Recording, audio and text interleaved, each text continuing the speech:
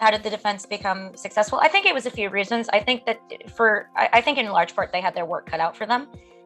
This is a guy who has been on the A-list, who's been People's Sexiest Man Alive, like I think 2 or 3 times. He's a guy who's firmly entrenched in a lot of people's childhoods. He already had quite a bit of goodwill that he had built up and also had occupied a very strong place in the public imagination.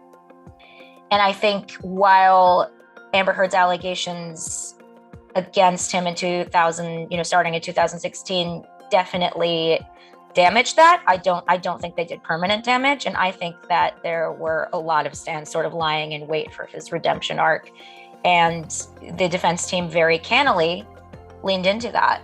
I also think they also very cannily exploited this undercurrent of anti-MeToo sentiment that I've sort of seen trickling out in drabs and drabs over the course of the past few years, just by virtue of being on the internet and reporting on sexual violence and these types of issues.